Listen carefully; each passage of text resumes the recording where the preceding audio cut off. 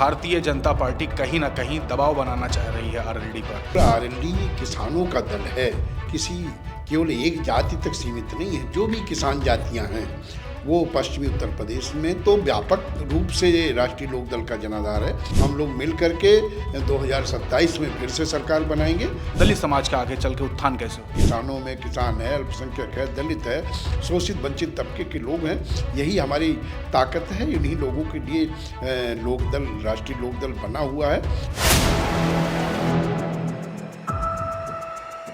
4 PM news network में आप सभी का स्वागत है। मैं हूं क्षितिज कांत।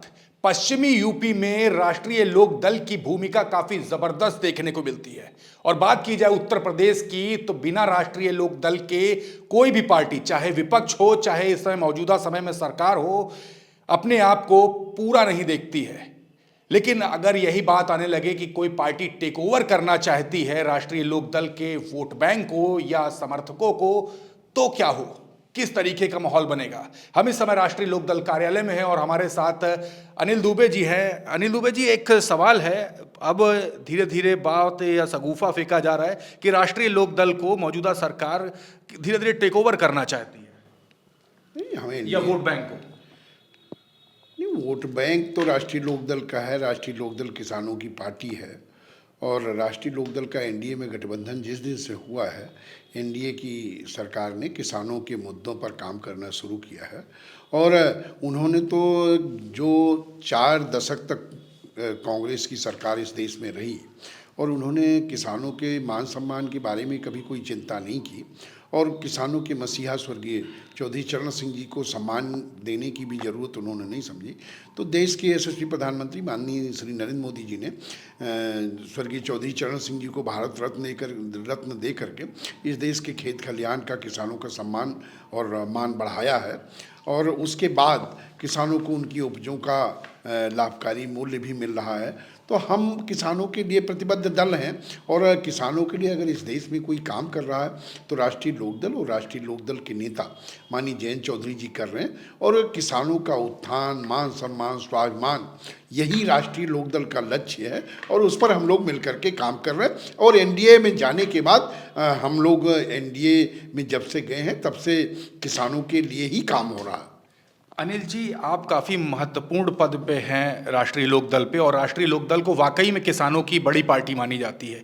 लेकिन जाट समुदाय के जो लोग हैं, जो आपको खुल के समर्थन करते हैं, उन्हीं के बीच में इस तरीके की चर्चा होने लग रही है कि भारतीय जनता पार्टी कहीं ना कहीं दबाव बनाना चाह रही है आरएलडी पर और आगे आने वाले जो चुनाव हैं वहाँ पर अपने प्रत्याशी उतार करके आरएलडी को कहीं ना कहीं बड़ा झटका दे सकती है। नहीं, कहीं न कोई झटके की कोई बात नहीं। दोनों लोग मिल कर के काम कर रहे हैं। वो हम उनके साथ हैं, वो हमारे साथ हैं और आरएलडी किसानों का दल है, किसी केवल एक जाति तक सीमित नहीं है। जो भी किसान जातियां हैं वो पश्चिमी उत्तर प्रदेश में तो व्यापक रूप से राष्ट्रीय लोक दल का जनाधार है। आज चारों सदनों में, लोकसभा में, राज्यसभा में, विधानसभा में, विधान परिषद में राष्ट्रीय लोक दल के सदस्य हैं और आप देखिए कि आने वाले समय में 2027 में ये और इसमें बढ़त होगी और राष्ट्रीय लोक दल तो इतना इस बात पर काम कर रहा है, हम लोग सभी लोग कर लगे हैं कि 2027 में अभी तक तो पश्चिमी उत्तर प्रदेश में ही हमारा प्रतिनिधित्व है, ये बढ़ करके पूरा मध्य और बुंदेलखंड में भी हमारे प्रतिनिधि जीत करके जाएँ, हमारे प्रतिनिधि चुनाव लड़ें। इस पर हमारे नेता माननीय जयंत चौधरी जी काम कर रहे हैं और पार्टी को विस्तार देने में लगे हुए हैं। क्या सामंजस्य लगातार बरकरार है भाजपा से भी? बिल्कुल सामंजस्य बरकरार है और आगे भी रहेगा। हम लोग मिल करके 2027 में फिर से सरकार बनाएंगे और उत्तर प्रदेश में चूँकि किसानों के हित में, नौजवानों के हित में, सभी वर्गों को लेकर के काम हो रहा है और उत्तर प्रदेश सरकार में क्या, देश में जो भी योजनाएं बन रही वो सभी वर्गों के लिए हैं। विपक्ष के लोग तो केवल गाल बजाने का काम कर रहे हैं। उन्होंने जब अपने समय में थे तभी उन्होंने कुछ नहीं किया, अब तो वो केवल जो है उनको आलोचना ही करनी है। हम अगर अच्छे काम भी करेंगे तो भी उनको आलोचना करनी, लेकिन हम उनकी आलोचनाओं से भी सीखने का काम करते हैं। उनकी जो स्वस्थ आलोचनाएं हैं उससे हम सुधार लाने का भी काम करते हैं।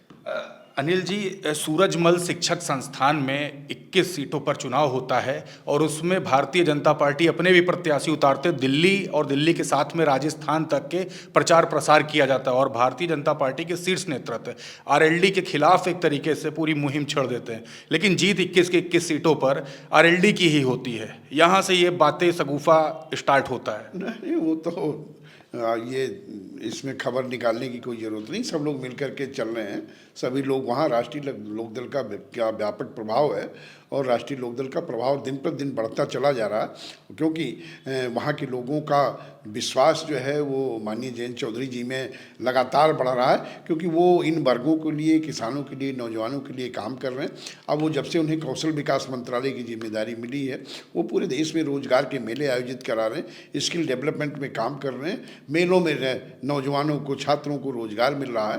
तो पश्चिमी उत्तर प्रदेश ही क्या हुआ, पूरे उत्तर प्रदेश में, पूरे देश में माननीय जयंत चौधरी जी के प्रति नौजवानों में एक विश्वास जगा है और किसानों में तो के लिए तो वो आशा की किरण है। किसानों को लगता है कि इनके नेतृत्व में ही, इनकी अगुवाई में ही हमारा उत्थान, हमारा कल्याण संभव है और उस पर काम भी हो रहा है। सूरजमल शिक्षक संस्थान काफ़ी महत्वपूर्ण होता है क्योंकि वहाँ पे जाट समुदाय या किसान समाज के तमाम लोग वहाँ पर जाकर पढ़ाई करते हैं और वहाँ पर इस तरीके की अगर हरकत होती है तो उस पर सवाल तो बनते हैं।